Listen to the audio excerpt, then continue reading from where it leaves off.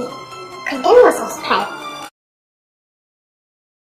sannan kuma ku danna ƙararrawa domin sanar da ku sababbin shirye-shiryenmu da zarar mun ɗora.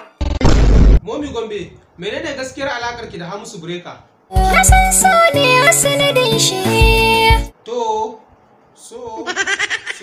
Okay. Hamisu Breaker, yi mana bayani menene so? A duniya. A duniya mana. Kullum faman nema nake. Ban gane ba. In bincika gurbi in tambaya. Da sauranka. Momi Gombe, yi mana bayani menene so? So a duniya bai da kowa ta wani fannin kwashi ke da komai. Amma ya aka yi kika san so haka? Akan sana sha wuya. Okay, lokacin da kika fara samun Hamisu Breaker kika fara cewa kina son sa, wace kalma ya fara furta miki? Bai ce min na ofan ba ya zuba ido yana ta kallo na ni dai. Hamisu Breaker, 'yan mata da yawa suna korafi akan wai sun kamu da sanka idan suka ƙara saburinka kuma baka farin cikin hakan. Mecece matsalar? Kini na ba su baya. Haka ne.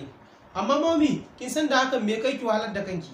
Sai ba ya wuce babu da dangare. Haka ne. Hamisu Breaker, Momi Gombe fa alamun ta karbi kaddara dan kamar ta fara hakura da soyayyarka. Nai tanadin kai na bani baiwa kowa. Na baki kauna duka ke na tanadawa. Ka dawo hanya kenan. Momi Gombe, kamar kuma yanzu Hamisu Breaker ya amince da soyayyarki. Yana ina na mai godiya. Amma kina magana kamar ba ta farin cikin hakan. Da agani na bai daidai da ni ba. Kamar ya? Hamisu Breaker ba. Bai daidai da ni ba. Sabon babi kenan. Hamisu Breaker, Momi Gombe yanzu ta nuna kamar ta hakura da kai. Tuna da ni na baki rayuwata.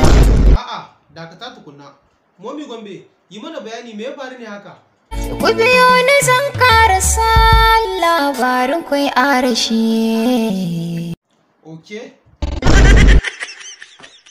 Domin ci gaba da kallon wannan shirin namu kuma ku mora kallon episode 3 cikin sauki, ku danna subscribe a wannan tasha sannan ku danna kararrawa domin sanar da ku sababbin shirye-shiryenmu da zarar mun saki.